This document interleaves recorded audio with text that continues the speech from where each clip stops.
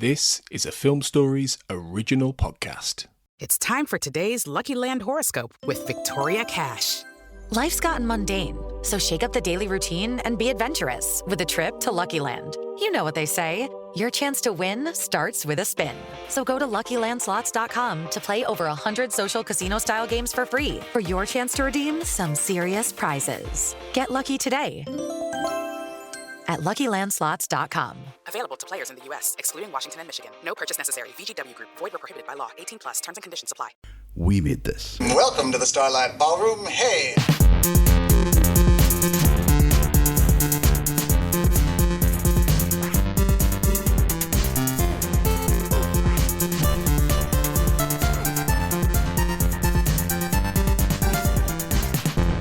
Hello and welcome to Shipwrecked and Comatose, the podcast about Red Dwarf on the We Made This podcast network.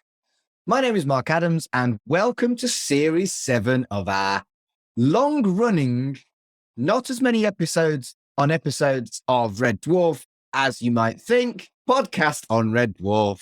With me at this time is my co-host, Kurt. Hello, Kurt. Hello, I am back. I am back, baby. And we are being joined for the next two episodes by Carl Bryan. Hello, Carl. Hello, Mark. That's right. Mr. First Two Episodes is back. Any reason why you've chose these two, Carl? Or? I think it was I wanted to be part of the last, at the time, what we thought was the last Chris Barry. I thought that was a really good one to have. And I think it's, when we go to it, I think I'll talk about how much I think it held up. If you hadn't worked it out, we're doing Series 7 of Red Dwarf. So for the next 8 weeks, you're going to have us. Well, at least Kurt and me. 8 weeks. 8 not weeks? 6, not 6. No. 8 weeks. Do you actually know why they did that?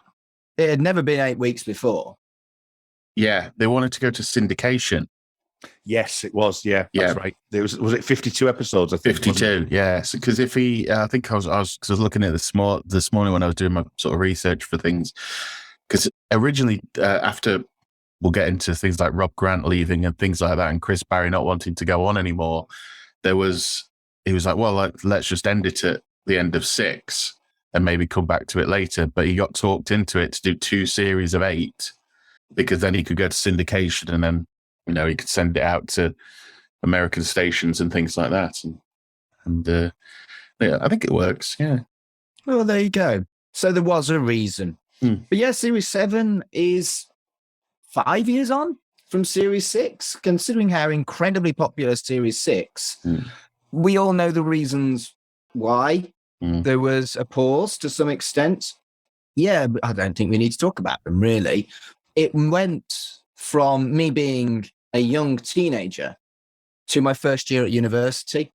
So it was a very, very different experience for me watching Series 7 compared to all the other 6. All the other 6 I watched in my early teens again and again and again and again. Whereas it almost felt like a revisit for me going on to Series 7. And it was a completely different experience. What were your experiences of that 5-year gap? Was it a similar thing for you too? I don't know, really. I mean, it was 97, wasn't it? So I was in second year of sixth form when this came back out. So you were looking, I was starting to go out properly at that point. X-Files was kind of at its peak, 96, 97 as well. The film came out. The X-Files film came out in 1998. So there was there was a lot of hype around that.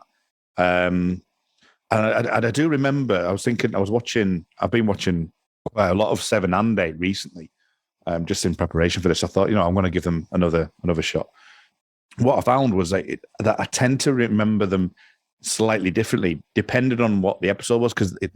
And I know we've discussed this in the past, but the extended versions, the remastered versions, there were so many different versions that I tend to recall most of the extended ones more than I did the laughter track ones.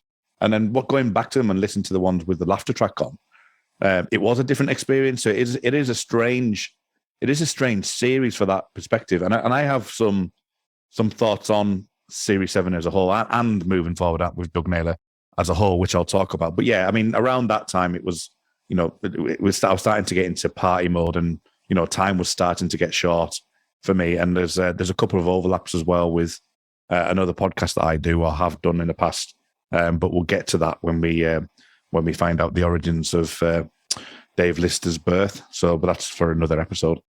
Yeah, I think I want to go back quite significantly to talk about things like the extended versions, the non-extended version, the remastered versions. But I also want to hear what Carl's experience was about the whole 5-year gap thing first.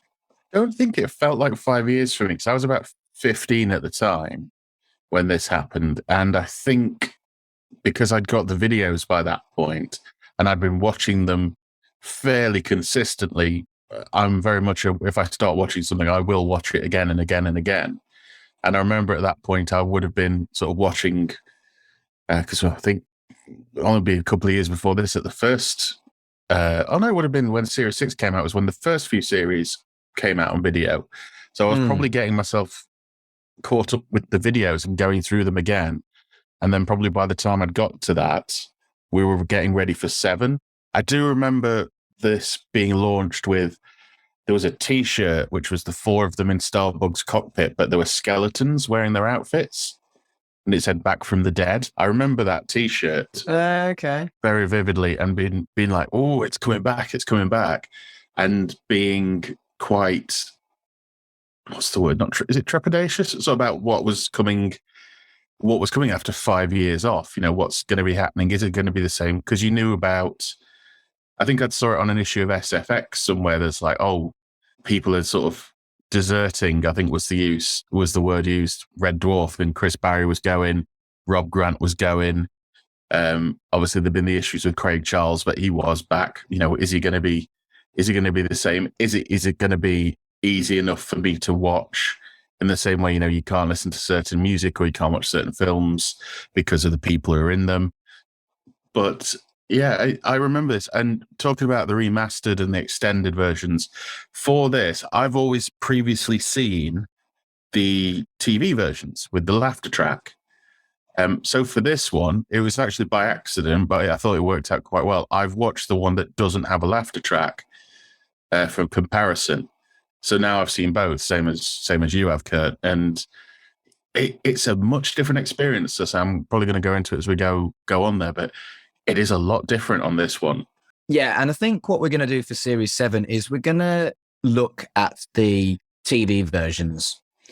For this particular episode, but only this one, is at least my plan. I've also had a look at the extended version to give me an idea of what the differences are. I've watched every single version of this episode that I could, including the commentaries, but I'm not going to do that for every single episode. But what I thought we might do is we might kind of do a bonus episode at some point where we talk about the series as a whole as an extended version. We don't have to do it soon, though. I think it'd be nice to look back at it after Series 8, because I think a lot of things that they attempt in this series gets fine-tuned in 8 with the more sort of bigger scale of things with sets and things like that, introducing a lot more characters and putting them in different situations. Because I think this one kind of breaks away a little bit from previous series in that, yes, they are still on Starbug, but they get up to a lot more stuff.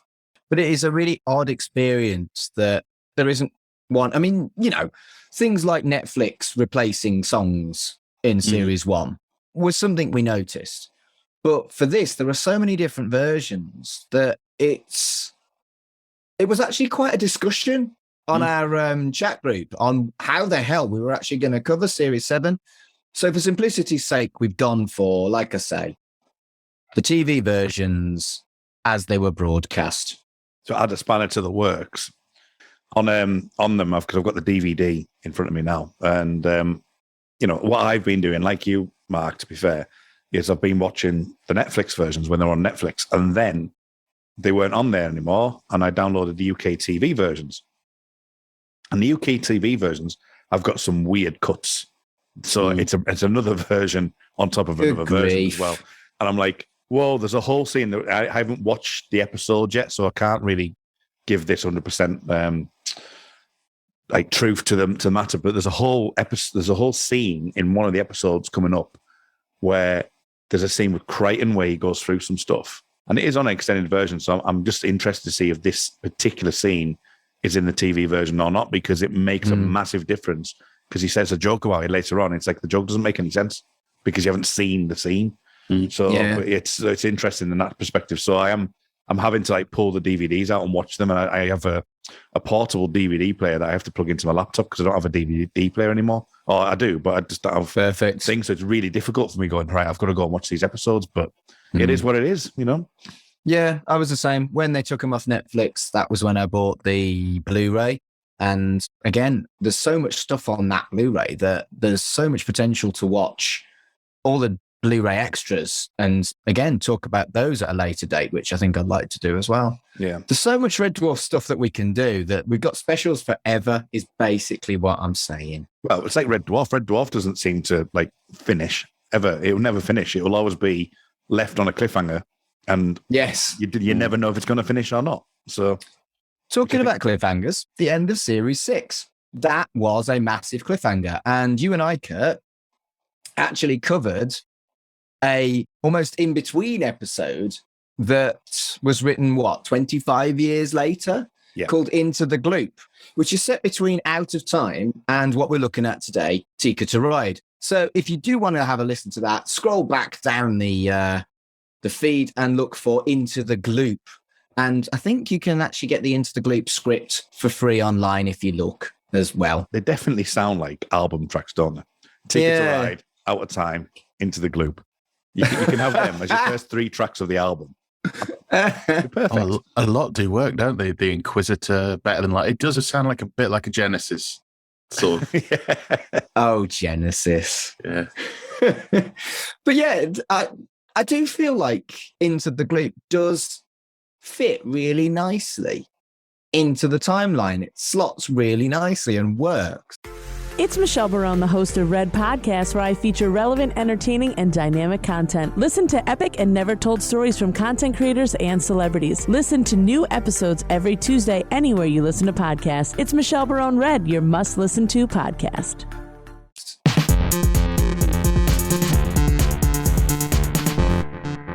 Series 7, Episode 1, broadcast on the 17th of the 1st, 1997, Tika to Ride. And for the first time, for the second time, because there was one for the Inquisitor, there is a cold open. A 28-year-old listener does his log, number 1, and talks about the ending of Series 6, and there are some clips from that final episode. And he explains that they killed their future selves and destroyed their time drive, which reset the timeline, and the camera blows up. Yeah. I think that they deliberately did this because in the same way that Series 3 threw away all what happened at the end of 2, like where are the twins, what happened there. Yeah. This felt like a more visual version of that with just like, just reel it off, Craig. Just run it off. Because essentially, I don't think the fans were that bothered about a big explanation. The time drive, they shot the time drive there, and fans will know what that means.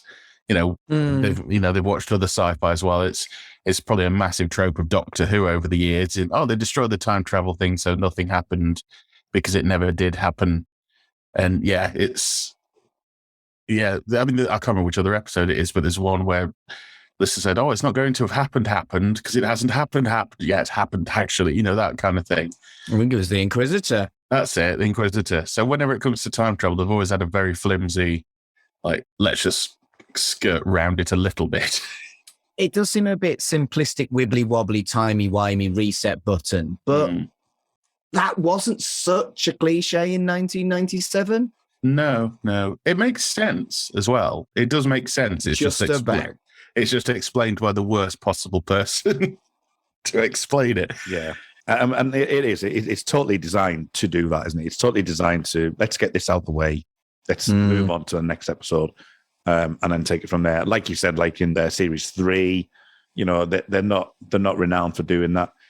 And something I've only just thought of then, and I'll mention it now, and I know that you haven't seen the Dave stuff, Mark, but they do kind of reference some cliffhangers in the later seasons, and that seems to me like it's like going with the times that people are, and then start to like get to that point of like, I need this answering. Right. And they do it in a rather clever way. And it'll be interesting when you get there to see how that kind of transpires. We'll get there eventually. Eventually. And I'm still vouching for watching Red Dwarf 10 Trojan together, because we have to do that. Okay. We have to see at least Trojan, if not the entirety of Red Dwarf 10. Yeah, so it is interesting. The camera itself, that was somebody's camera that they found in a loft or in someone's house or something. They actually put together. Brilliant. So I thought that was good. Using, because it looked like a, well, as it happened, a bit like the Zapruder film, like an 8mm camera. Or something. It was quite a small camera. So Crichton greets Lister, and they discuss how the paradox has meant that the timeline is unstable. And for me, does that mean that they've just explained all of their goofs and continuity errors with one line? Oh, possibly. It's a nice little get-out, isn't it? It rang to me that when, if either of you seen the first of the J.J. Abrams Star Treks? Yeah. Have I seen the first of the Star Treks? Have I seen the first of the J.J. Abrams Star Treks? So you weren't seriously asking me that question. It was worth it, the look on your face. You like Star Trek, Kurt? I like Star Trek. How they explain that away of, we've gone through, it's black hole, isn't it? We've gone through a black hole, and therefore now the timeline can be anything. It's completely white clear. It reminded me of that, but obviously this was many, many years beforehand. And the way this, to me, I thought was funnier because this was explained away so much quicker than the time problem. And that Crichton went, this has happened in a kind of like, so get used to it. So this is what the case is. So this is what's going on now.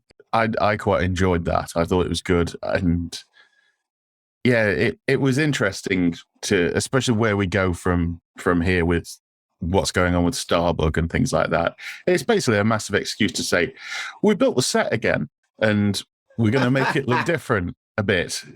So we're going to have camera placements because we've got no audience, so we can have a wider set and we can, light it differently and all that kind of thing. So, which in itself, just wanted to mention this at this point, probably part of Chris Barry coming back was the fact that it wasn't going to be filmed in front of an audience. That was that part of the stipulation. It was kind of, a lot of things had to happen for them really to get back on board with it. They just wanted to clear 12 to 14 weeks. And I know, Mark, you mentioned you listen to the commentaries. They mentioned that quite a bit in the commentary where they're saying, I actually really like it. And, it's really good. It comes across really well without the laughter track. I might have different opinions on that, but but it is that this wouldn't have happened if it was in front of a live studio audience. It wouldn't have been made full stop. So I think that obviously the differences that Doug Naylor wanted to put in, and the fact that we haven't got that studio audience is actually really pertinent to actually having a Red Dwarf 7 in any case. And then basically Crichton huffs and tells Lister to do the distress call, and he informs people that they are now on supplies. We then go into the new credits. Have you done your homework, Kurt? Have I, Smeg? Okay, so... Do you know what? I actually did think about it when I watched it this afternoon, and I was like, must watch the credits, and I forgot. So, the new credits, trying to take a look at it as if you'd never seen them before, feature a CGI Starbug, some kind of weird tug of war, a warship shooting, Crichton's head blowing up, a woman as part of the crew, the cast against metal bars getting soaked, an exploding pagoda, that same woman punching Lister, a mechanical cat, and Crichton walking like a drag queen. Did we know that Kochanski was going to be in this series? Had she been announced, or was it a surprise? Because I genuinely can't remember. I remember it being announced. Oh, okay. So it wasn't a huge surprise that there was a woman as part of the crew then. Yeah, I remember being, I think in that about, I mean, it probably would be worse now, but they were probably scared of the risk of announcing, like, if they didn't announce it, then sort of like the second episode in Rimmer's gone, and then the next one they bring somebody else in, people may switch off in the meantime.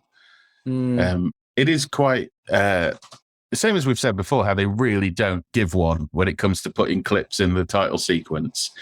Because there will be some people who are like, who's that? Why are they there? Why isn't there that much Rimmer? And then it's not going to get revealed for 3 episodes, which is good because it keeps them watching for the first 3 episodes at least. But yeah, I think if you could probably get away with it now, you could probably put a character in it and then kill them off or bring in somebody surprising. I mean, Joss Whedon wanted to do it famously with Buffy the Vampire Slayer.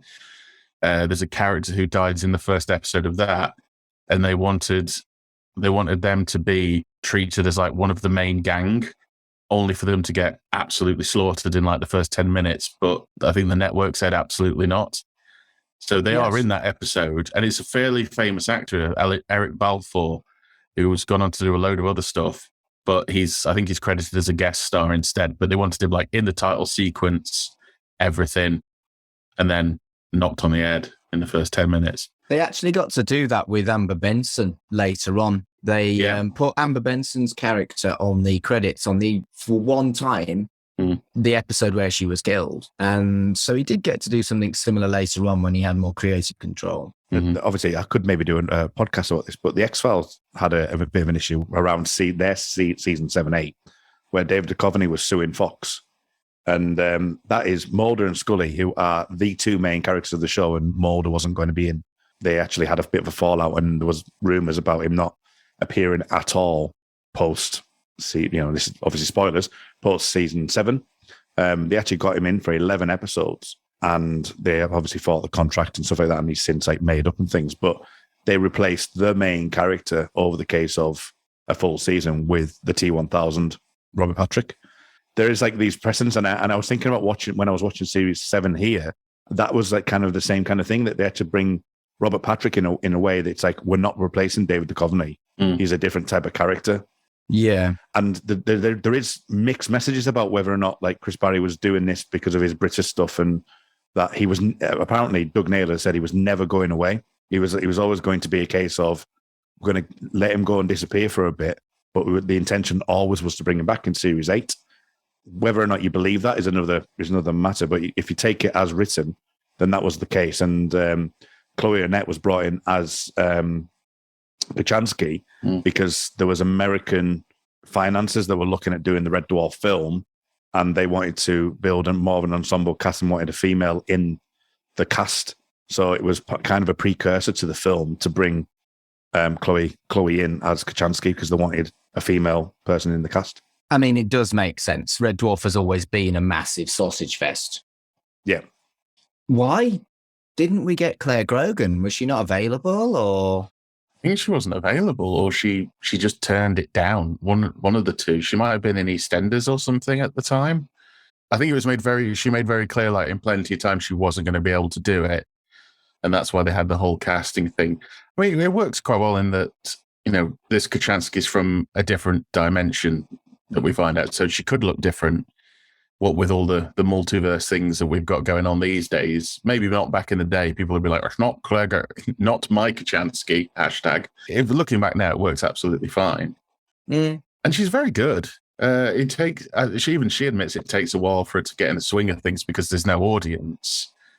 It's almost a shame she doesn't get longer, because on 8, she does find her feet of performing in front of an audience, and then she's not really in it after that. No, which is a shame. Yeah. I think, and you're right. Watching, actually, strangely enough, I was watching one of the documentaries not documentaries, some of the Robert Llewellyn's like videos this afternoon, and you can see she's having a great time, and her humor's coming out.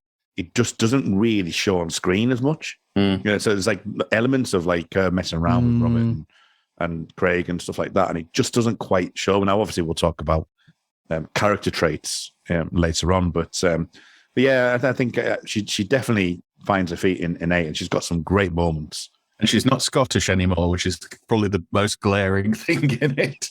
Yeah, she's posh and not Scottish. Yeah. Well, speaking of Star Trek, Alice Eve was British, and Carol Marcus was not in Star Trek Wrath of Khan. So there's basically Star Trek is again ripped off Red Dwarf, basically.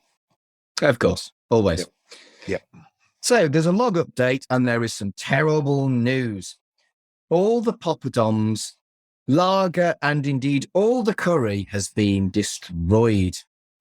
Crichton encourages Lister to mourn the curries.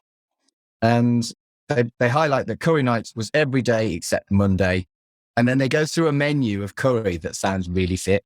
I want curry. It did make me fancy a curry, actually. Although as we're recording this, we are possibly the hottest day of the year? Tomorrow is going to be the hottest day on record. Today is the hottest day of the year. Yeah. Wow. So it's like, and it's hotter down where you two are, but up here it's about 30 degrees.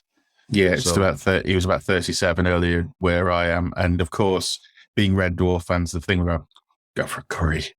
Oh, I love a curry. Yeah. Maybe not today, though. Yeah, so behind the scenes, we've have some interesting images on screen, and I'm recording in a completely different room because there's no way I'm sitting in 40-degree heat. Yeah, I've got my nips out. Yeah, I haven't got a shirt on either. I've got Hitchhiker's Guide to the Galaxy t-shirt on. Good.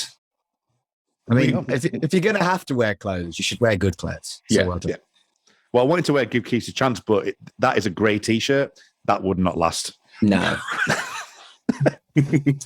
So this scene does have my quotable dwarf of the episode, and it is, of course, howling like a hungry prairie dog. However, it is misquoted dwarf for me.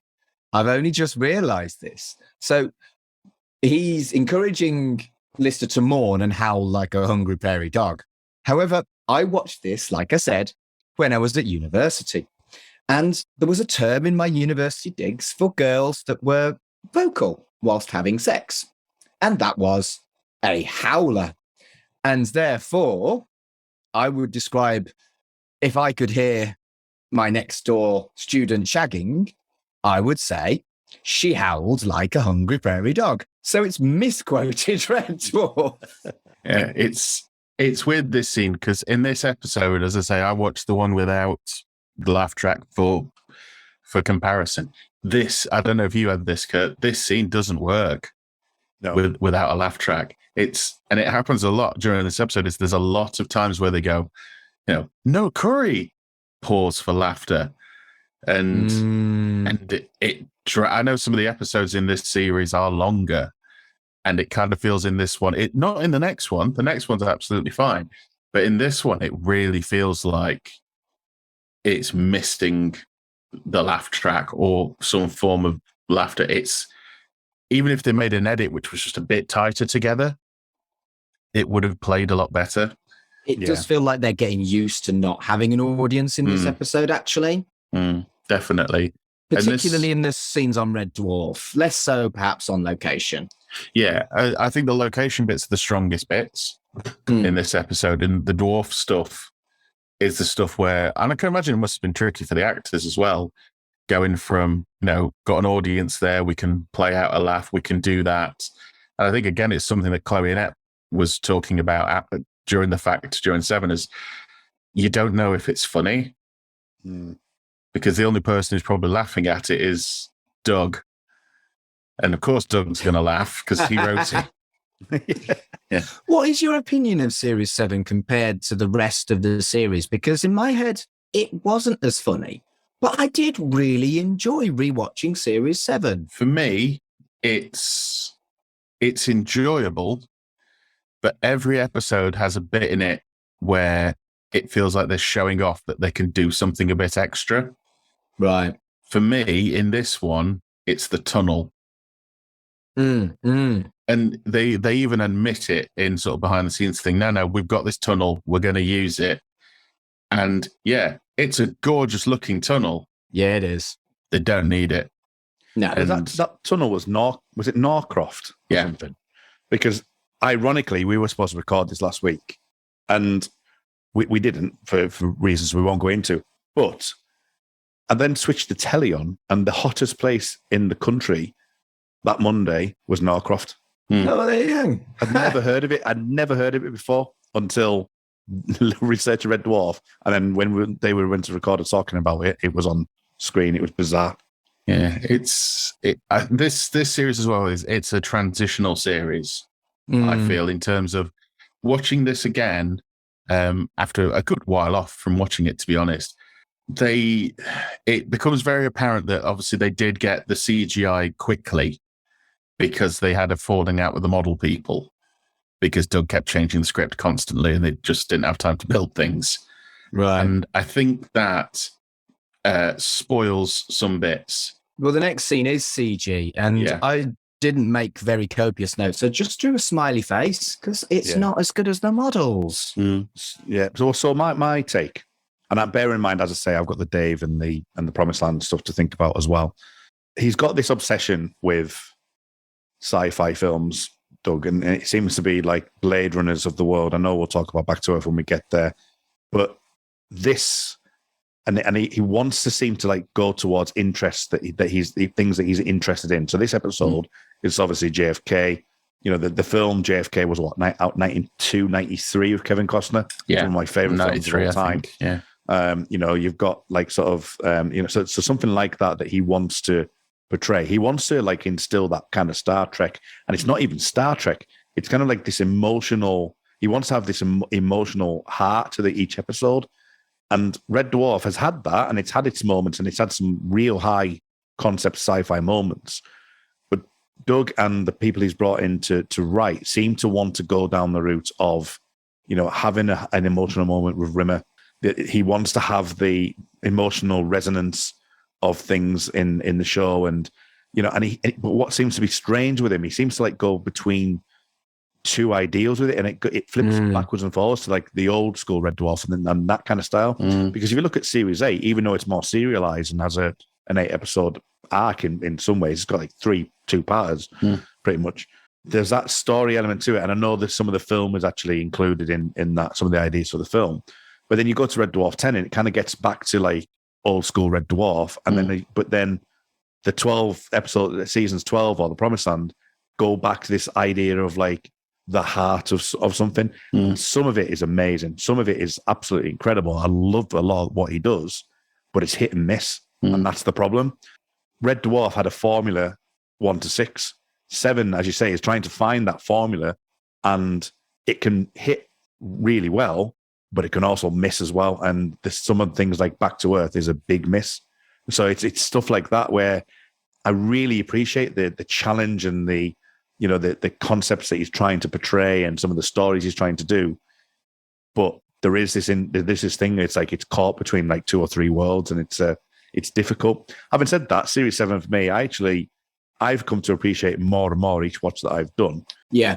But there is some moments, and I will talk about them during the actual series itself, that I actually do groan and ache about. And it's the first time, you know, we talk about episodes that we've had in the past where we don't feel is the body swap, for example. We don't think that's the best episode ever. But I didn't groan at it. And there's moments in this series where I actually go, oh, right, that's not good. And that starts to instill in some of the episodes, and there's that weakness in the series moving forward. I think for me, the biggest deal was the laughing track. And a lot of the fun of Red Dwarf is, like you were saying, the pause for the studio audience, but also laughing along with these imaginary people on the laughing track. And I think... Well, it's not imaginary people. It's not imaginary people because they have... No, you know what I mean, though. I don't know these people. Yeah, so they're basically what they did for the laughing track is they recorded it in like the October. So it was like filmed back-to-back 6 episodes. Then they actually got an audience in and they watched it and they recorded that track. Well, the complete lack of it meant that I think psychologically it made me think it was less funny than it is. It isn't as good as Series 6 or Series 5, but it isn't shit. And I think the lack of people, in inverted commas, to laugh along with when I watched it almost made me self-conscious in a weird way. Because, you know, I was a teenager, I'd just gone to university. I was about as self-conscious as a human being is likely to ever be. And it just seemed less funny than it had been before. But I think that was an unfair take on it, affected by the laughing track, or, well, lack thereof. It definitely works better with the laughing track. Yeah. No. And I know there's like, you know, as I say, there's with the laughter track, you are getting the reactions to people. which is great because you do hear some right through the series. There's some episodes where you'll hear somebody laughing, and it's quite a unique laugh. So you know it is quite a nice thing to see. But again, if you look at Matt will be listening to this and he'll know exactly what I'm talking about. There's a particular moment in one of the new Red Dwarfs where you can totally tell Danny John-Jules is holding. It's like that moment with the boxer shorts with Lister, where they're just holding because you know that he's just reacting to the laughter because he's kind of going, is it going to calm down yet? And there's no that, and it goes to Carl's point about the editing of it, where you know, could they tighten it up? Have they tightened it up in some ways? Because it does seem that, you know, the laughter tracks does seem to fit in perfectly with what they've got. So yeah, then there's there's the CGI Starbug scene, which I had built myself up to utterly loathe. It is below average for the time, but it isn't completely rotten like my over-exaggerated memory seems to think it would be. What's your opinion on the CG? Is it really as bad as we kind of suggested it would be? Yeah. Yes. It's really bad. And I appreciate that basically it was in the early days and they kind of grabbed, I think his name's Chris Veal, who was doing something elsewhere, and they went, "Oh, can you put a spaceship in it?" And he was like, yeah, sure, I guess so. So I don't particularly blame the CGI artists for it because they were probably up against it. You'll see this, and we'll see this a lot in Stoke-Mere Clipper as well. I think it's because they kept changing things.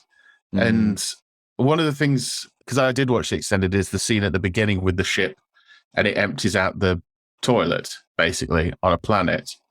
And that looked so bad. And a terrible way to come back. Like after 5 years off, and it's like, oh, here's a poo joke. It's not even got any dialogue on it. I thought the ship looked good in the title sequence, where it does the big spin round, sort of close to the camera.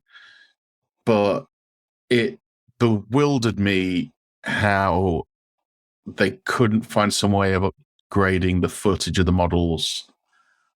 Because they only really needed Starbug. They must have, I know they said the models had been destroyed, but they got film footage. They got film footage, and this was... There's an explosion in Star Trek, and I'm going back to Star Trek again, where a Klingon bird of prey gets exploded, and it's used in about 6 films. Yeah. Brilliant. So why not just use that use the Starbug that they can do? I will say that I know we're not talking about the extended, and we somehow have ended up talking about the extended. Yeah, but the Starbug at the end of the extended clip, which we won't talk about, just the actual Starbug, looks quite good. And I thought the actual joke and the way Starbug splits up, the actual Starbug looks all right. But I've just got a real issue, and it's just me personally. I've heard Babylon 5 is one of the best sci-fi shows of all time. I could not get with the CGI, and I could not deal with watching it. I couldn't do it. And that's why I just love the Enterprise D model. I love Starbug. I love Red Dwarf. I love those models. And it just has something extra. Yes, there's like Orville at the moment, which you can still tell is CGI, but it's come a hell of a long way. But something like the late 90s when you're putting that on, and I think the biggest thing for me is that it's a step backwards. It's not like it's the beginning of Red Dwarf. It's like we've seen better. Yeah. It's different. Yeah. I remember feeling at the time, because I'm sure this was when the re-releases happened, oh, he's Lucased it. Yeah. Were the remasters not 99, or was it around this time? I think it was around this time for the original ones anyway. Because I do remember feeling that it's like, oh, it's always the way with good directors, like, oh, they'll embrace the new thing straight away, not realizing it's going to take a good few years before it's actually going to be worth using. Yeah, don't buy a new games console on day of release, because there'll be an update 6 months later, or it'll bomb. Really matters. Yeah. It's like people will say, oh, the new, I can't remember which one it was. It was either the Xbox One X or the PS5. They were like, oh, this is great. It's like, no, if it dies on its arse within the first 3 months because no one can buy one. Yeah. There's been plenty of that. I mean, look at Laserdiscs and HD DVD when they came out. And yeah, I had them. And just that kind of thing. And I really feel that looking at some of the backstage sort of interviews and the documentaries and stuff, there still seems to be a slight element of bitterness between the Mill and Doug Naylor. And Doug Naylor seems to come across with this very almost petulant kind of, well, they weren't ready, so we had to do this. And it's like, yeah, but they weren't ready because you kept changing stuff. Sure. And it's almost like what could have been. So if Doug Naylor hadn't changed stuff, what would have we had? Because we'd had, because I get the feeling there are model shots in this, isn't there? And then they get mixed in with CG, but the model shots they shot were all of a sudden completely unusable because Doug Naylor changed it round. Yeah, it's just, but you'd think for just the we're flying through space bit, you could have used a model shot and, reversed it or, played it backwards. Flipped it or something. Yeah. Flipped the film. We will actually talk about Ticket to Ride properly at some point rather than an overview of the series. Shall we? It's the beginning. It's the opening episode. You've got to do these things. True. So we do have a new, bigger cockpit. And Crichton explains the anomaly has expanded the Starbug and suggests that they check that the cargo bay is stable.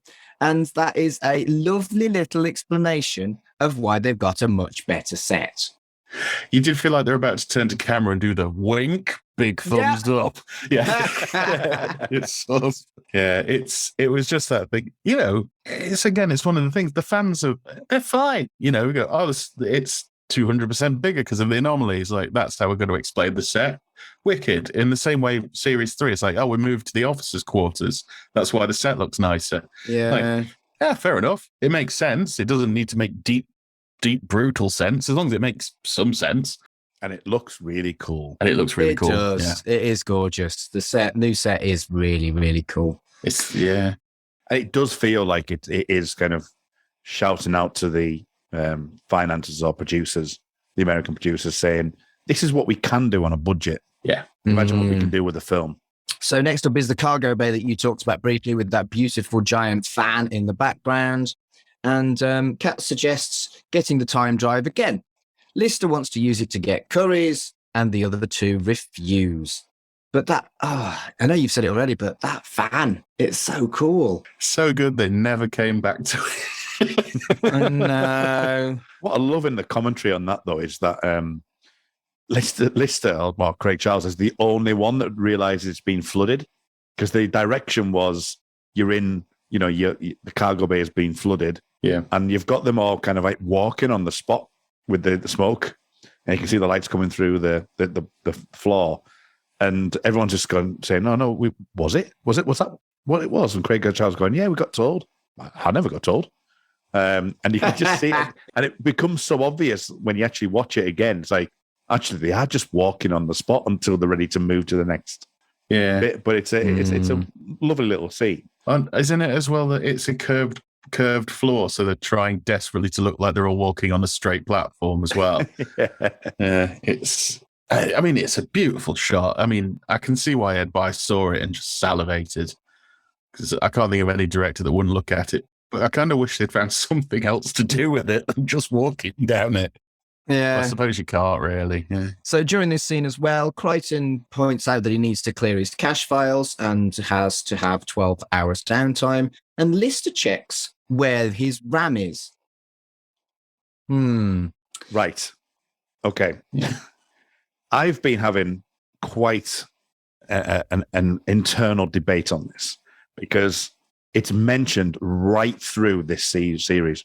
RAM is mentioned about 3 or 4 times in this series. Mm-hmm. And so basically, right, so they're saying about the RAM chip that it's got, what do you need more memory for? Because effectively, if you're going to wake up in the morning, right, your RAM, and you're a Crichton, your RAM is empty. You stay, right, and you want to make breakfast, you call up that thing to do it. So you go, right, I need to make an omelette. How do I make an omelette? Goes into the RAM. And then the following day, when you go to sleep and you wake up again, the RAM is cleared and you have to call it again. So you would do that right through. So your cache would be cleared on a nightly basis. But then it's like, is the RAM like 700 gigabytes or something? And it's just like, it just keeps it all in there and has to store it. Or is it a solid state drive? I know I'm going way into it too much, but RAM is designed to like sort of process the processes that you're doing, not store the information. And it would get cleared out whenever he rebooted, full stop. But then there's an argument to say on the other side of it, that's what he's doing. So You should have said hard drive then? Is that what you're saying? It's all for the more RAM field of sheep, isn't it? It's for the joke. Yeah. Also, why would you want to get rid of the Bay City Rollers' greatest hits? And when did he use that? Was it? God only There knows. should be, in the world of spin-offs, the Nova 5 spin-off with Crichton and the Three Ladies, and just every episode ends with him singing some kind of lounge version of an 80s thing, you know, just maybe not Robert Llewellyn, but get somebody in, and just every episode he ends with like "Bye Bye Baby," like the Fast Show used to do with somebody singing "Please Release." It's Michelle Barone, the host of Red Podcast, where I feature relevant, entertaining, and dynamic content. Listen to epic and never told stories from content creators and celebrities. Listen to new episodes every Tuesday anywhere you listen to podcasts. It's Michelle Barone Red, your must-listen-to podcast. It's me, but with Crichton. So in the middle of the night, Lister wakes up and detaches Crichton's head because he was confirmed that that's where the RAM is, and he replaces it with a spare head who agrees to help him. Lister disables Sparehead's guilt chip and behavior protocols. Just call me badass. I love the lifting the flap of the head and it having the little stand to put it on. That was just I love Visual the little gag. things, and that to me, yeah, that was just really, really good fun. It does begin, although one of my least favorite. This to me is the series where Crichton kind of goes off the rails a bit for me, performance-wise. I really, really dislike it when he gets into the "you're lying" screechy voice kind of thing later in the series. I just don't like it. I think it's really You're going to have a fight in the car park. probably, yeah. But I'm not a big fan of that at all. I absolutely adore Neurotic Crichton. I think it's incredible. I think I absolutely love it. I love Neurotic Crichton too. I don't know what it is. I think maybe it's just that "you're lying" scene just cut through me like nails on a chalkboard, and it kind of spoilt it. It does bring up an interesting point though, because part of what I think Naylor was saying was that you've got Crichton who's just the exposition machine, and he does it in this episode. But they wanted to get away from him just being that. They needed a character trait, or they needed something for him to do that isn't exposition only, that he had his own character like traits as such. And then the Neurotic Crichton with the Kachansky. And even though I love it so much, I can't get around the fact that it makes Kachansky and Crichton such a great couple to be seen together as a duo. So it kind of does help with that. But I can see why some people don't like it. I can totally see that. It is a Marmite kind of character thing. I'm not a fan of this initial scene of him without his behavior protocols. And I don't know whether it's because, again, I watched the one without the laugh track, but it's just not funny. He swings the groinal socket about, and with no laugh track, it's just kind of, ugh. You know what I mean? It's just, it's really odd. I found that funny actually, because he uses a groinal whisk to stir tea, which is completely inappropriate. I laughed at that. Pork away. I thought that bit was,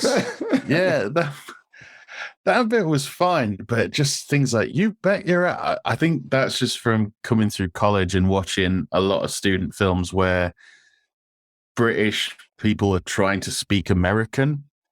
Like, I think there was a couple where they used the word "dumbass," which didn't sound quite right coming out of middle class, middle-class kids' voices. Just like, it's like, "drive, dumbass." It's like, that just sounded so bad. And I think that kind of bugged me a bit about this performance. I thought there was other things Robert Llewellyn could have done. You see, the smoking and stuff like that was really, for me, I think the dumbass thing, or the bet your ass thing, does fall flat for me out of the entire scene. Yeah. I think all the rest are fine, but I do think the dumbass thing is probably the worst out of the lot of it. Yeah. Also, because it kind of plays into the sort of how dumb are Rimmer and the cat? Yeah. To not realise something's going on. But I suppose, they're both caught up in their own worlds that much. They may not pay that much attention to it, but this just seems a bit too weird for them to not go, what's going on? Yeah, and I think it's played for laughs, and he smokes a cig, and then Lister does give him a bollocking for being too obvious. I get what they were getting at, but yes, it does make... I mean, maybe not the cat, but it makes Rimmer look particularly stupid because he's always been so mean to Crichton, basically. He's always been using him for his original purpose rather than what Crichton became with more kind of human emotion and stuff. He's always just used him as a service droid rather than what Crichton became. And I think he would spot that Crichton is behaving like John Wayne or whatever. But I still found it funny. So they return to the time drive, and Lister asks to be taken to an Indian restaurant. Crichton programs it after letting it slip that he's never used it before. This is my biggest problem with the entire episode. Yes, it's an exceptional episode. Yes, there's some incredible work recreating historic scenes later on. Yes, it's really, really outstanding when it comes to level of intelligence and cleverness, and it's a funny episode, but it absolutely shits on what they established. And your favorite joke, Kurt, from the last episode that was aired, it's not a time and space drive, it's a time drive. How do they get to America? And it was a huge plot point of Out of Time, and there is no way around it. I don't feel like I can't get over it. It makes me cross. It's weird because they don't explain it really in any form. No. In time slides, it's like, the fluid must have mutated. Not even anything really throwaway like that. I'm actually looking at my keyboard now because Lister asks to be taken to the restaurant down the back of the JMC building. And I'm looking to just see if JFK is like one key out on JMC, and it's not, which I thought could be the explanation, but it isn't. That would have been too clever. But it's an interesting one because they don't really explain it, but it's just a kind of, we want to go there, so we're going to go there kind of thing in the writing. Yeah. It's, who cares? And it kind of plays in a little bit in that we don't know how they got there. They haven't got a clue either. So maybe they were wrong about the drive in the first place. Yeah. Because also in Out of Time, when you meet the opulent crew, they must have been able to do it because they've had dinner with the Hitlers. They acquired a separate drive, if I remember rightly. Oh, okay. So it's not that drive. They kind of lost that. They wanted to repair the time drive because the other drive was working, but that one wasn't. That I agree with Mark on that. But it's that suspension of belief to get as you say, to get that episode, and it is a really standalone mission. Because I was thinking on the back of this episode, and obviously a lot of the times you just let it fly, don't you? Because it's there, and you just kind of like go whatever. But when you think about it in general terms, why didn't they just turn the ship around and send it back 3 million years and spend 6 million years, and then Lister will be back on Earth and have him in a stasis? Yeah. It's I get it. They wanted to do a JFK episode, and it's exceptional. It's actually a favorite episode of mine, despite this. It's not even I don't think it's a mistake. I think they just didn't care because they wanted to get to the JFK. They do try. They do try. To be fair to them, they do try to like instill almost like a time prime directive in what Star Trek does. And I know Star Trek goes back in time a lot, and they have the temporal directive of like you can't interfere and things like that. And the smallest thing can have the cause and effect, which Crichton does say, and obviously the behavioral science kind of thing knocks that on the head. So there is that element of like when you come out of the episode and finish it, it's kind of, well, we're not going to do that again because we could have such a bad influence on the history of the world kind of thing. And obviously thinking about backwards is a different kind of dimension and all that kind of thing. But they do have moments, and it will be interesting to see when they do go back to Earth in various modes in the future, about whether or not that kind of instills that kind of quality, which I'm sure they won't, because of the way that it's being designed. So, yeah, you've got to suspend your disbelief, but unfortunately, it's it's difficult to do that, especially given that the episodes are back to back. That's the biggest issue. I think of all the bloopers and continuity errors, we obviously we spot them, we highlight them, we joke about them, but this is the one that really grates the most with me. That's all. Also, this ties into the thing I mentioned in previous series of, so Lister's back on Earth. Sod trying to get back. We're here. Yep. Who cares if it's in the 60s? Yeah. No, I could go and invent something. I could go, not even something like scientific. Yeah, I could go invent the tension sheet. I can go invent, the lottery, anything like that. Who cares? Like, the time drive's broken. Whoopty! Doesn't matter. I'm back on Earth. Let's go to Liverpool. Yeah. But, but I don't know. Yeah, it's an interesting. Maybe it's got to the point now where the crew are so tight they want to stay together. You're pushing it. But, yeah, probably. So, next scene is Lee Harvey Oswald setting up to shoot John F. Kennedy. He misses twice, and the boys teleport in, knocking him out of the window. They work out where they are after looking at the dates and the boxes marked Texas Book Depository. And after a comedy of errors, they kill Lee Harvey Oswald, who becomes a giant pizza. Police burst through and they think that they did it. Crichton escapes using the time drive. It's a great scene. After everything I've just said, it's just a wonderful, wonderful scene with lots of fun visual gags and stuff. So the actual remake of the JFK thing, they were originally going to do it in black and white, but they thought, that would have been cool. Yeah, I mean, X-Files did it with their version when they did Musings of the Cigarette Smoking Man, where it was Smoking Man who killed JFK. And obviously seeing JFK in the actual film itself, JFK and then there's other things that have replayed it. I think Quantum Leap did one, which was really interesting. If memory serves me right, it was one of the rare moments where they changed history, but originally the twist was that it was Jackie who died, not John F. Kennedy. So, but I think that was in our existing timeline. So actually Sam Beckett changed that timeline, if I remember rightly. Matt probably scream at me going, no, that's not right. That did that. But I thought the way it was filmed right through this whole thing, it's just brilliantly directed. It's almost like they've copy and pasted what they've seen before, but they've done it on such a shoestring budget, and they've managed to get what they've done is absolutely amazing from that perspective. Obviously, when they jump in and they take out the guy who's a mime artist, I'm not fond on those jokes. I wasn't fond on the slapstick nature of those jokes where he was like being swung in and out, but I do adore. Oh, I enjoyed those. No, I'm not a fan, but I do adore that double take. It's one of my favorite stuff. Oh yeah, it's one of my favorite Red Dwarf moments of all time. That double take is just hilarious. It's wonderful. It is. That double take really doesn't work without the laugh track. I know, keep going back to it, but it I don't know what it is, but it's so slow without the laugh track. It's very much a Crichton looks at it, then he looks back, then he kind of rears back, then he looks at it, and without the laugh track, it's so hokey. But with the laugh track, it's brilliant. It's so, and the Acme way that the boxes are labeled of Texas Book Depository, and it's.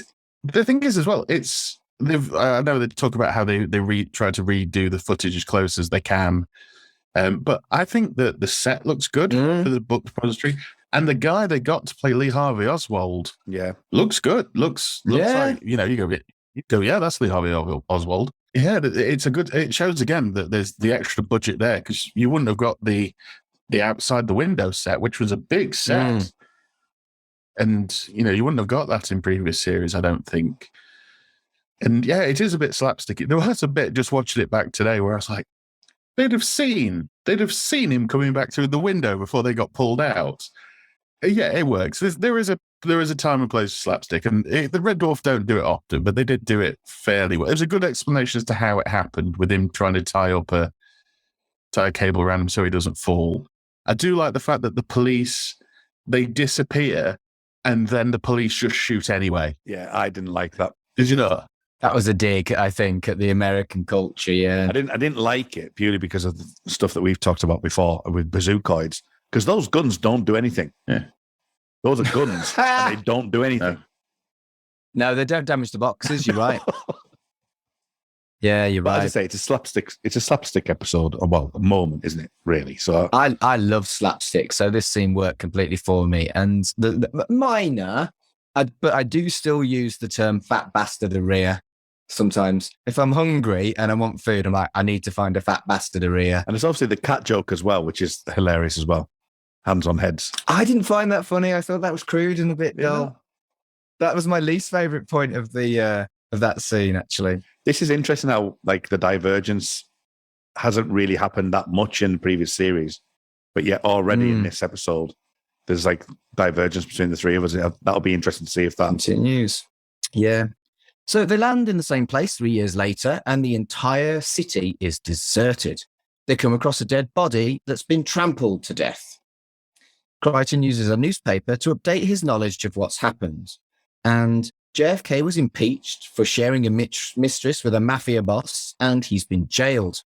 J. Edgar Hoover became president as a puppet for the mob, who were blackmailing him. The USSR and the States had a nuke deal with the mob and installed missiles in Cuba.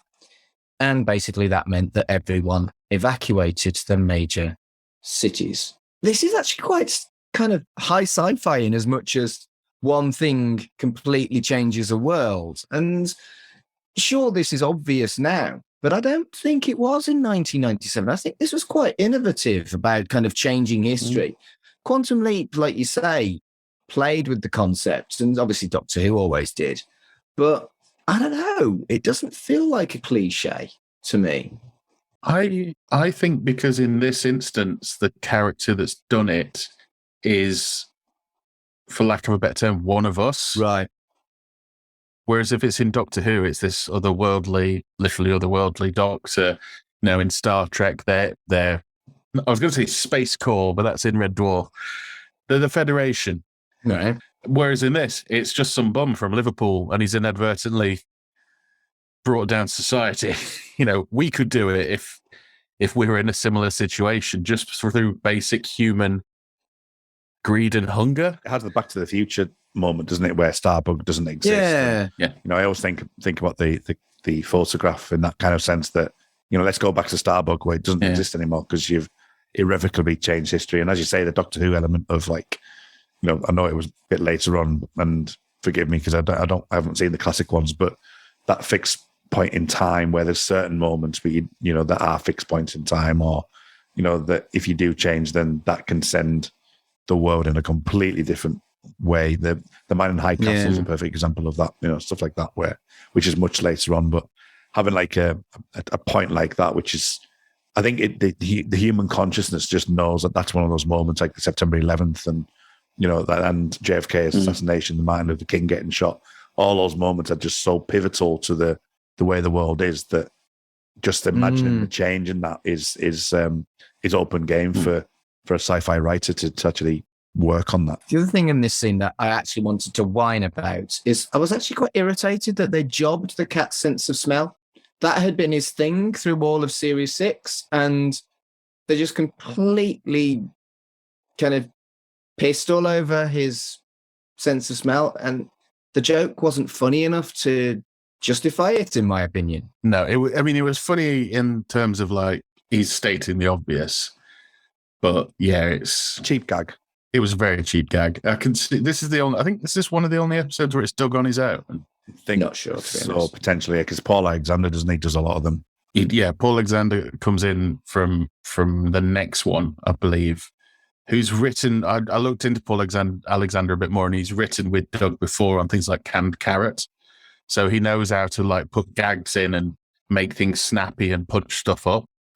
And I think that's why we see. This isn't the weakest episode of the series, I don't think, but I do think we see a bit of an upturn after this episode in terms of the actual writing, where this one kind of leans a bit much into the comedy drama, but it doesn't really find its tone. So yeah, like you say, Starbug doesn't exist in this timeline because the USSR won the space race, and it was all caused by JFK's womanizing. Lister despairs, and Crichton has not only no compassion, he finds it quite funny. And it's at this point that Rimmer and the cat discover that it's Sparehead 2 and not actually Crichton. And then the time drive is frozen, and Crichton goes to find food. There's also the bit where they're going on about, you brought about the end of civilization and this, that, and the other. And Lister says, yeah, man, I've still not had a curry, which I think is supposed to be like, oh, ha, ha, ha, ha, Lister loves curry. But I remember just saying, dick. Just like, doesn't care. It does kind of feel like the earlier series where Rimmer and Lister were both actually actively unpleasant people a lot of times. And they weren't really like that in 5 and 6. No, and it's weird because it kind of feels a bit like the curry thing has always been a thing, like from the very beginning. I don't remember it being leaned on this much until this series, if you know what I mean. Where it's, I know at the beginning it's played off like this major traumatic event for Lister that he can't have a curry anymore. It almost feels like they dialed it up to 11. Like I said, with the financiers watching or whatever, right? Lister's all about curry, cats, the snappy dress, the Crichtons, this neurotic droid, Rimmer's a git. It's just like we've taken the main aspect and dialed it up. Right.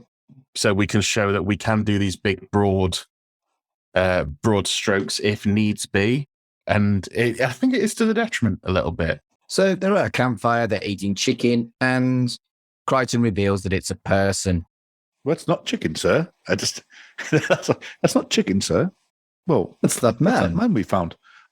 Honest, how as soon as it's this, like the moment. I know we talked about it last series with the we're just in 14th century in outer space. It's one of those moments where it's like, well, yeah, but it makes sense, and I think that's part of the reason of it. It's like, of course he's going to do that, and even like, and I didn't really appreciate it until recently, really. And I think it is because I actually watched the laughter track and non-laughter tracks over the last few weeks, is Crichton's discussion about the fact that, well, I didn't get any parameters. I tried my best. And he actually does say he did try his best. And I just like that's a concept that maybe got a little bit missed.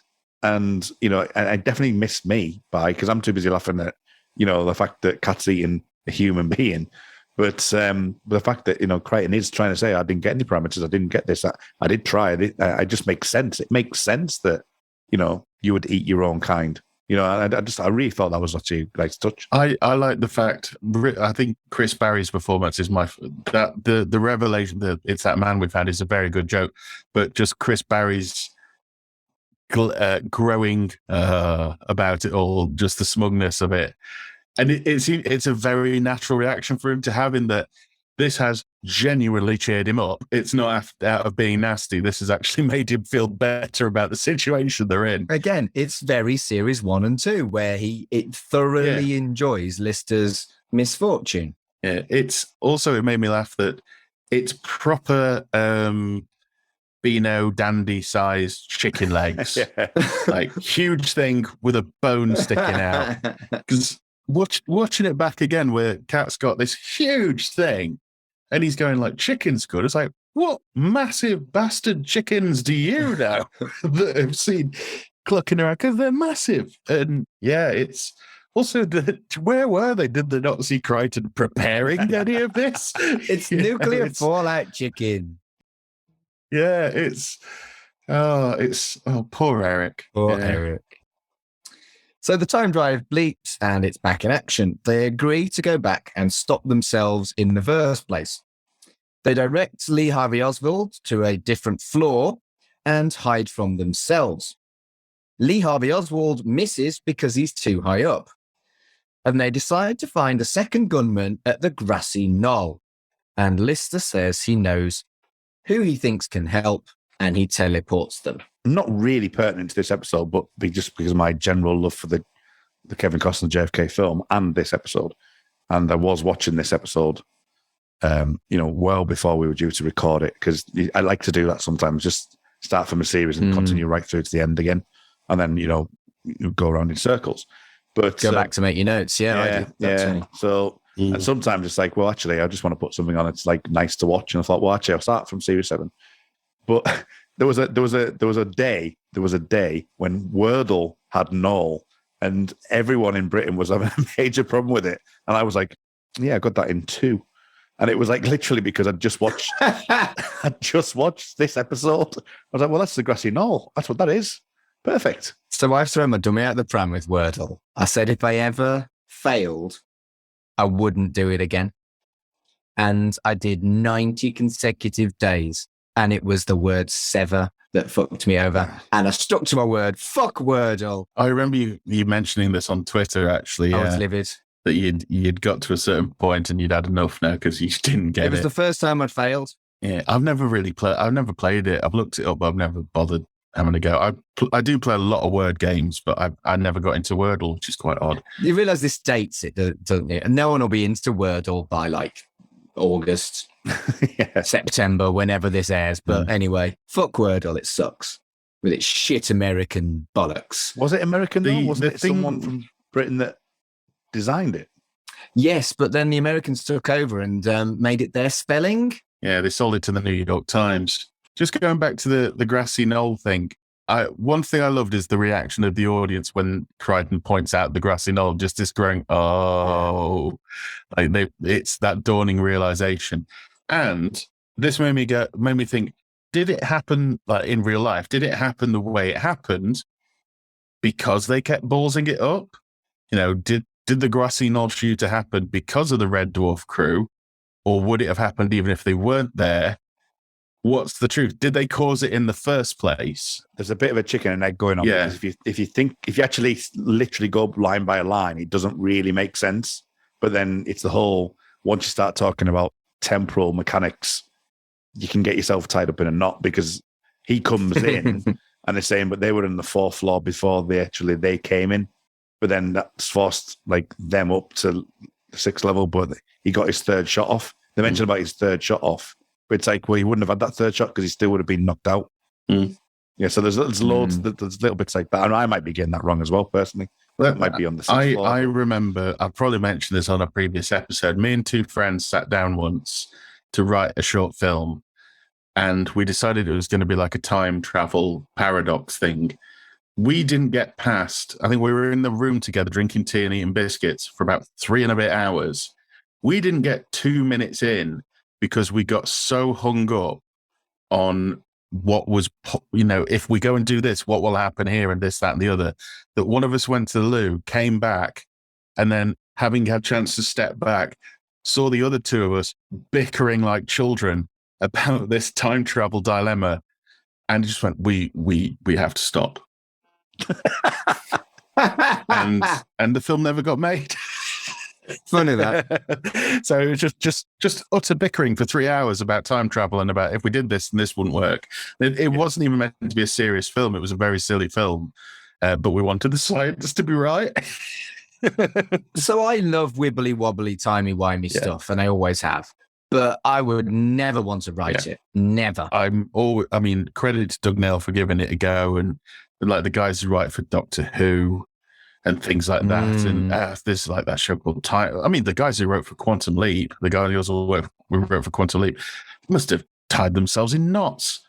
Just going, especially when they were bringing in like real people. I remember one where he jumped into the body of Dr. Ruth. And, stuff like that. Yeah. Wait, and the 3-parter was on JFK, where he was Lee Harvey Oswald, then he was somebody else, then he was somebody else. Yeah. As well. Yeah, that's right. He did also jump into a chimpanzee. Or was it Lee Harvey Oswald in 3 different time zones? It might have been something like that. But yeah. I remember. It's a chimpanzee. Lee Harvey Oswald isn't a chimpanzee. Oh, wait, sorry. That was just my favourite episode, the one with the chimpanzee. The chimpanzee did a fucking spin kick. Yes. I just remember the Dr. Ruth one because this was when they started showing people sitting in the lounge, waiting to go back after Sam had leapt out of their bodies. and they had Dr. Ruth do like some punny line like, well, the doctor will see you now, and she vanishes. And then the next person appears and they zoom in and he smiles and it's a vampire. And so the next episode is Sam trying to work out if he's an actual vampire or not. Yeah. Quantum Leap was dead good, wasn't it? Yeah, it's a reboot coming. Yeah, it's quite weird because I've been watching some early WWF Raw from like 93 and they plug Quantum Leap, and it's so weird because in my brain I've always had it down as Quantum Leap was in the 80s, which it was, but the last few series were in the early 90s. So to hear like Vince McMahon going, that's right, and coming up after tonight, it's Quantum Leap here only on the USA Network, is like, I'm still on the air. So the boys teleport to Idlewild Airport in 1965, and JFK is being escorted from a plane to a prison van. Lister then does a short hop to port into that van. JFK hears what happens and contemplates his success before his downfall. He regrets what he did with the womanizing, and Lister suggests that he assassinates himself from the grassy knoll and that he's a liberal icon in his reality. Ask not what your country can do for you. Ask what you can do for your country. And that, I think using JFK's classic lines in a completely different context like this was actually very, very, very clever. This is what I mean by the poignant moments of Red Dwarf, that it's kind of like, this has to be fixed because there's an emotional resonance for it, and it has a lot to do with the world and the history of the world and Earth and things like that. And it has that moment of like, you know, they've broken time and, you know, the musical cues that they do and things like that. And that's the kind of thing I can feel that Doug really wants to nail down. He wants to do those type of things in various different forms, whether it's personal or, you know, world building, or actually something that will absolutely change the universe. And moments like that, by, as I say, using that in a nostalgic way, you know, it's using that in a nostalgic way, but also kind of maintaining that, you know, yes, he wasn't that he was the womanizer and he did this, you know, and he said, I can still make a change to, you know, the things. I can still have a contribution, but you're not going to have the contribution you would have had if you were in that moment of time, and this wouldn't have happened. Star Trek did actually, strangely enough, this season. Spoiler alert for Stranger Worlds for anyone's watching that.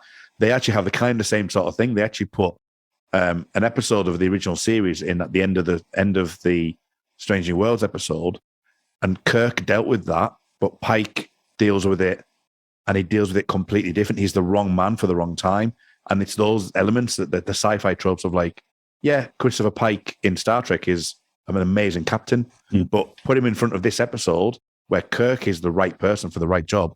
He's not capable of doing that. And I like those elements that Doug's really kind of pushing on there. That's it. I've not watched any Strange New Worlds, but that's the conversation for another time. I think it's now time to talk about just how incredible the soundtrack to this episode was. It just felt that they hit it bang on with the thematic American timeline music, and it adds to all the emotional moments, particularly the sad moment that's coming up.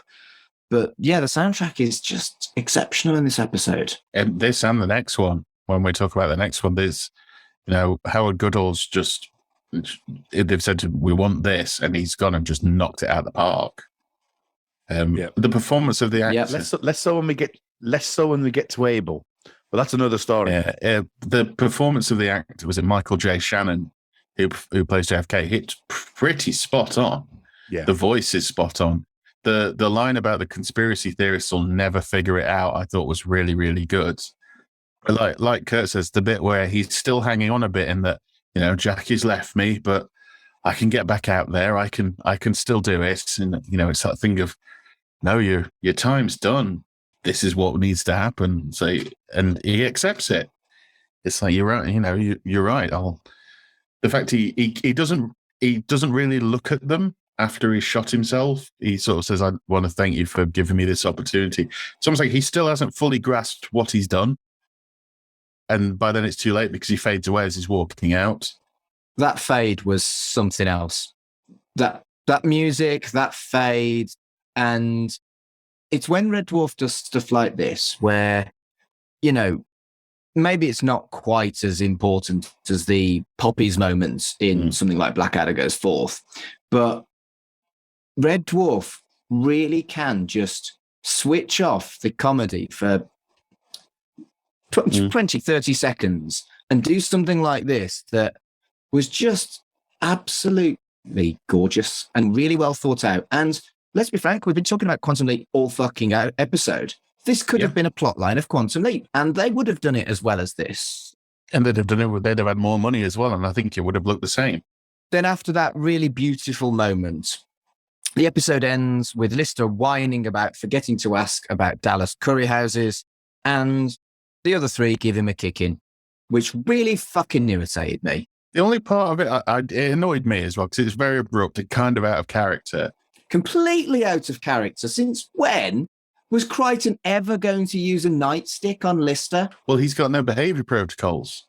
Yeah. But the thing that kind of made it for me is the little moment between Rimmer and the cat where Rimmer looks at the cat and they nod. And then they start it. Because Crichton just kind of follows, but they're the ones who actually attack Lister. And it's kind of weird because, like we say, it's completely out of character. No matter what these people have done to each other, they've never really just beat the shit out of each other. You know, they'll do some unusual punishments to each other, but they'll never just out and out, no, I'm going to kick your ass for this. And again, the nightstick, he hits him, 6, 8 times with a nightstick? You ain't going to get up for a month after that. You're going to have multiple broken bones, even with his fucking behavior protocols gone. There's no way Crichton would do that to Lister. I mean, also, it kind of weighs in with, you could look at it almost in a way of, Lister's done something really bad. Yes, they've got out of it, but he has done something monumentally stupid and nearly ruined everything. I can see it almost feels like a moment for a different show where it'd be like, you know, if it was more of a more serious show, you'd almost imagine one of them go, we're going to get out of this, and then I'm going to punch you in the mouth. Yeah. It goes to the slapstick that's through this episode, doesn't it, really?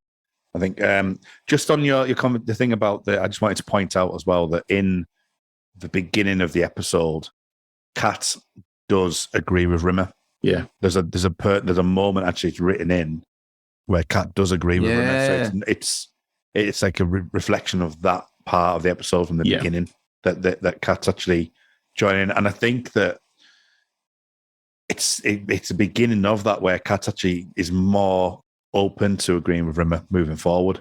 That, you know, they'll have that kind of like banter mentality. But yeah, I get where you're coming from with the stick. It is quite brutal. Maybe that's why Kat's smell wasn't working as well, because he's become more human and he's more open to things like agreeing with Rimmer. Less of his cattiness is coming through. But it's for some reason, because it starts with Rimmer. If you watch it again slowly, Rimmer kind of turns, looks at Kat looks at him, and they kind of share a moment and nod. And that's when they lean up. But Crichton just kind of gets up and follows like he knows what's going on anyway.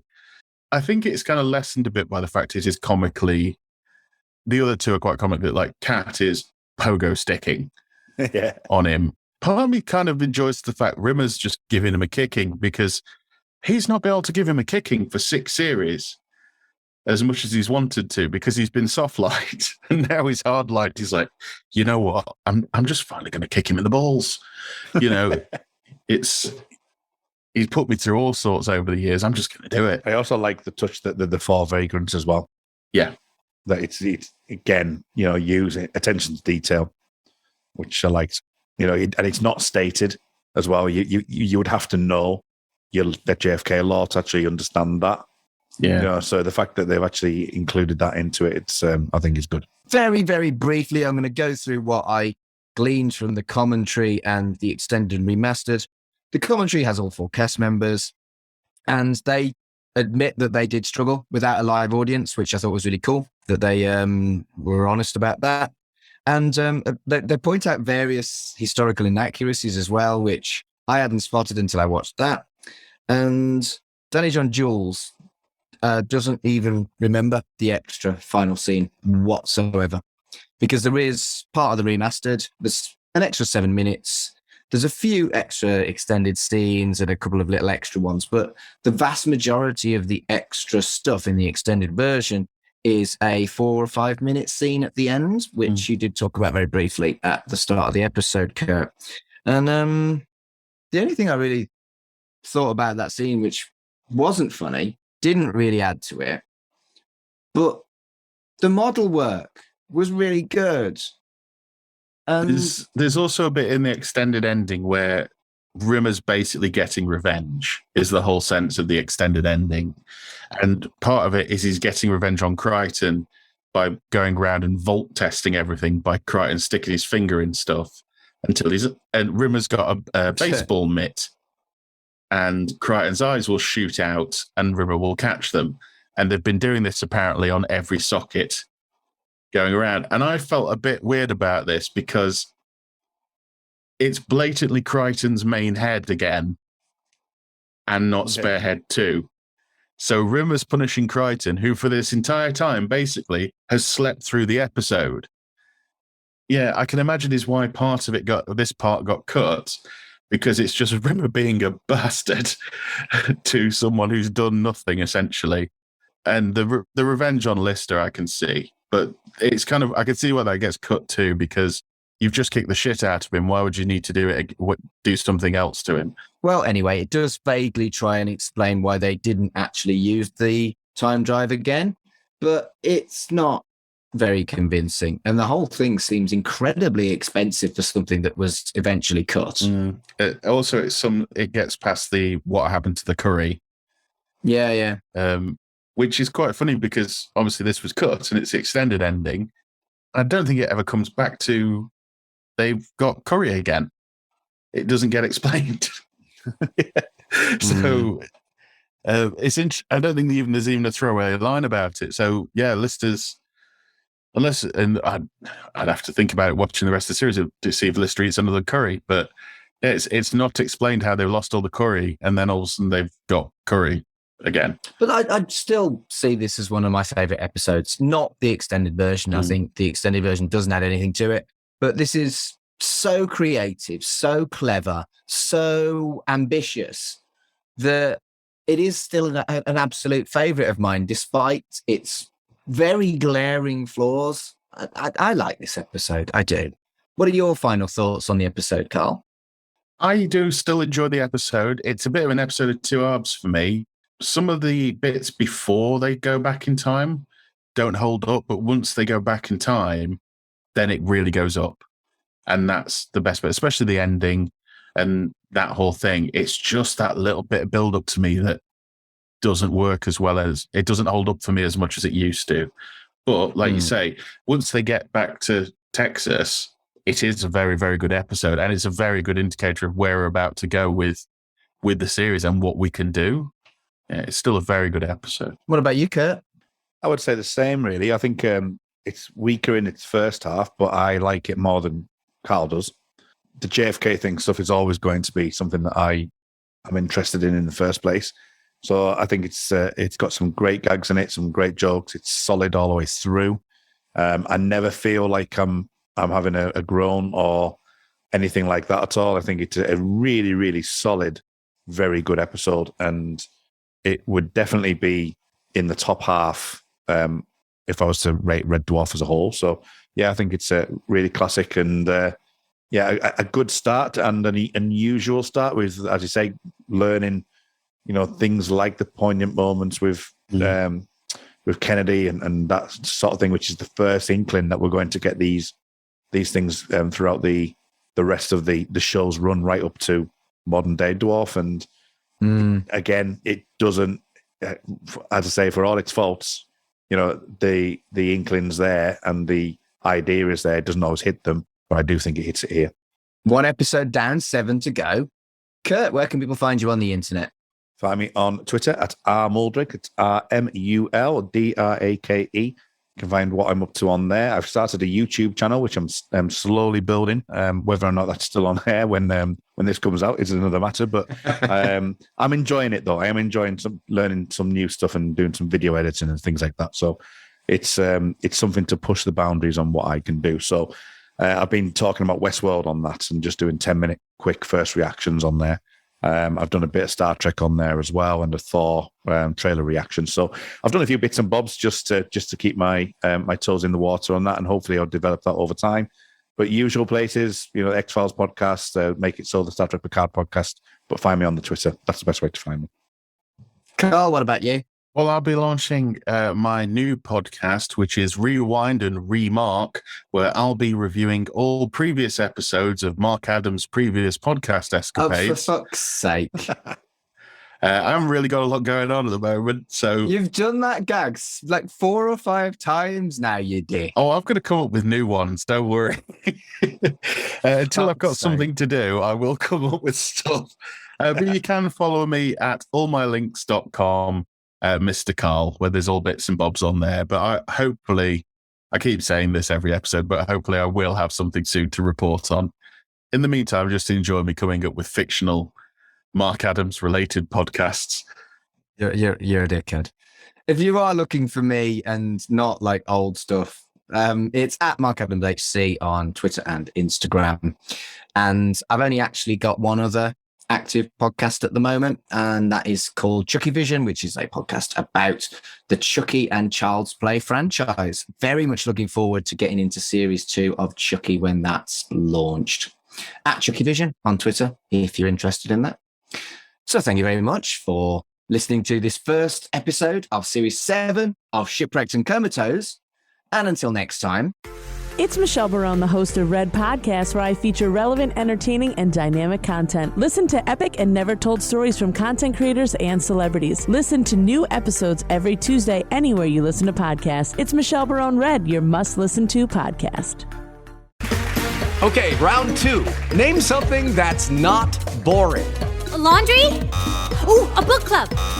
Computer solitaire, huh? Sorry, we were looking for Chumba Casino. That's right. ChumbaCasino.com has over 100 casino-style games. Join today and play for free for your chance to redeem some serious prizes. ChumbaCasino.com. No purchase necessary. Void where prohibited by law. 18+ terms and conditions apply. See website for details. You've been jabbing it too hard. Do you know your Daleks from your Drashings? Or your Zygons from your Zagreus? Do you know what the TARDIS stands for? And do you know which Doctor Who stories featured Kevin Grimlock, the cyborg T-Rex that became the Doctor's companion? Then this is a Doctor Who podcast for you. I'm Baz Greenland, and each fortnight I chat to my son Ben. Hello. And the occasional guest as we cover 60 years of Doctor Who on TV, Big Finish, and more. And I did really enjoy that one. Except that wasn't really actual pirates, it was Badger pirates in space, but it was still piratey. Badger Pirates in Space? Yes. But I am willing to make an exception for pirates this episode. Donald Sumpter is amazing. He's good. I love the fact that he just pops up. He just pops up. Probably Rassilon. Probably. Well, they do confirm later on he is. I think they do go he there. says I'm Rassilon the Redeemer.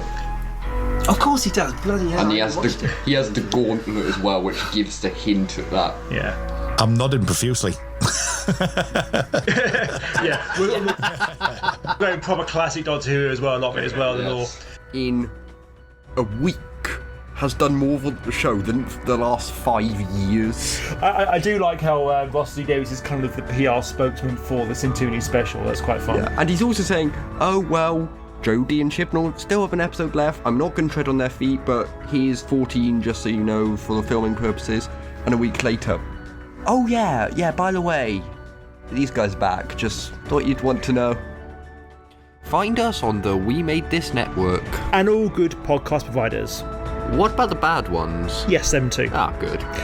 Because somewhere there's danger. Somewhere there's injustice. Somewhere else, the tea's getting cold. You know, we probably should throw that tea away now. It has been sat there since 1989.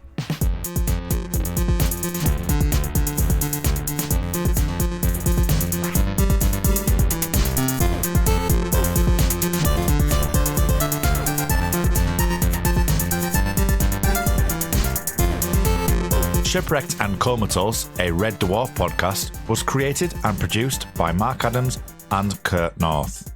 You can find us on Twitter at Red Dwarf Pod, and we are part of the We Made This Podcast network, which can be found online at wemadethispod.com or on Twitter at We Made This Pod. It's Michelle Barone, the host of Red Podcast, where I feature relevant, entertaining, and dynamic content. Listen to epic and never told stories from content creators and celebrities. Listen to new episodes every Tuesday anywhere you listen to podcasts. It's Michelle Barone Red, your must-listen-to podcast. Hello, it is Ryan, and we could all use an extra bright spot in our day, couldn't we? Just to make up for things like sitting in traffic, doing the dishes, counting your steps, all the mundane stuff. That is why I'm such a big fan of Chumba Casino. Chumba Casino has all your favorite social casino-style games that you can play for free anytime, anywhere with daily bonuses. That should brighten your day a little. Actually, a lot. So sign up now at ChumbaCasino.com. That's ChumbaCasino.com. No purchase necessary. VGW Group. Void where prohibited by law. See terms and conditions. 18+. Hey guys, it is Ryan. I'm not sure if you know this about me, but I'm a bit of a fun fanatic when I can. I like to work, but I like fun too. It's a thing. And now the truth is out there. I can tell you about my favorite place to have fun. Chumba Casino. They have hundreds of social casino style games to choose from with new games released each week. You can play for free anytime, anywhere. And each day brings a new chance to collect daily bonuses. So join me in the fun. Sign up now at ChumbaCasino.com. No purchase necessary. VGW Group. Void where prohibited by law. See terms and conditions. 18+.